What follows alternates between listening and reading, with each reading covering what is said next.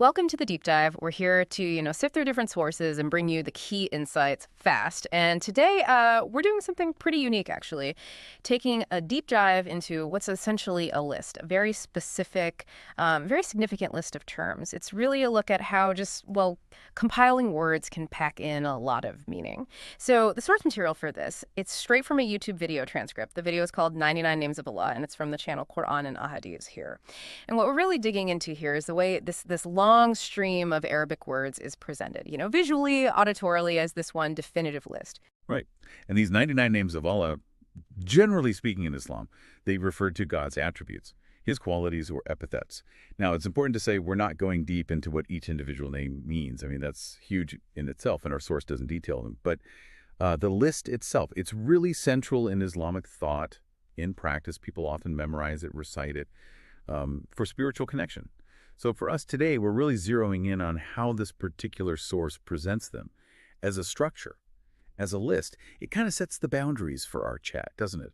Highlighting the importance of the list form itself. Okay, yeah, let's unpack that. Because for me, just seeing a list, especially in another language, this long Arabic sequence, it immediately makes you ask, well, how does the list itself convey meaning? Even before you get translations, it's not just random words, clearly. It's ordered, it's a specific number, 99. So where do we start with the power of a list like that? That's a really good question. And it sort of pushes against how we usually think knowledge gets shared, right? We often expect, a story or detailed explanations. But with a list, the power is often in its structure, its intention. Think about it maybe like this. The very act of cataloging these divine attributes and settling on 99 specifically. It implies a kind of completeness. It serves as a structured path. Ah, okay, like a table of contents. Exactly, like a very precise table of contents for the divine. The organization itself gives you a framework for understanding, even if you haven't, read every single chapter yet. The list is the framework, in a way. That's a great way to put it. So it's the design, the architecture, not just the individual bricks. But is there a risk, then, of maybe downplaying the huge meaning behind each name? Even if our source doesn't list the meanings, they're obviously there, implied. How do we kind of hold on to that depth while still looking mainly at the structure? Yeah, absolutely. It's a fine line. And the individual meanings are incredibly profound, foundational, really, in their context. Our focus on the structure, it isn't meant to diminish that at all. Not at all. It's more about showing how the act of listing them, of enumerating them as this other layer of meaning. The list itself, it works as a memory aid, right? A tool for focus, a symbol of completeness. It sort of creates a defined universe of these attributes. It suggests there's a comprehensive way to grasp something huge, infinite even, by breaking it down into these manageable but still profound categories. Right. So it's like a mental scaffolding, giving your mind these specific conceptual hooks to hang on to. It kind of reminds me of, say, the periodic table in chemistry. You don't instantly know everything about, say, helium just by seeing its name and number on the chart. But the fact that they're all there, organized, numbered, that gives you a pretty profound sense of the structure of matter itself and how elements relate. Precisely. That's a great analogy. Or think even simpler, like a recipe. The list of ingredients, often in a specific order, it tells you something fundamental about the dish before you even crack an egg. Yeah, right? you know what's involved. Exactly. You know the components, the boundaries. And with the 99 names, that specific number, 99, it carries real symbolic weight in Islamic tradition. It suggests a comprehensive understanding of divine qualities, but one that's still approachable.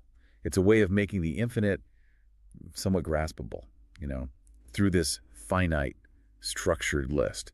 It helps channel devotion, focus study. That's really interesting. So it goes beyond just the words to the idea of the collection itself, this sort of finite set representing something immense. It speaks to that human need maybe to categorize, to bring order to things that feel vast. Yes, exactly. And you see this across cultures, across history, don't you? People creating these specific enumerations for foundational concepts. Think about the Ten Commandments. Or the Eightfold Path in Buddhism. Right. Or the Seven Wonders of the World even.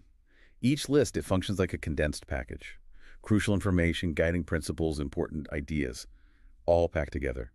And the very act of setting a specific number, whether it's 99 or 10 or 7, it gives that collection a kind of definitive weight, sometimes even a sacred quality. It sets boundaries, creates a clear path. So wrapping up this particular deep dive then, it feels like we've seen how powerful just the form of a curated list can be as a way to present knowledge.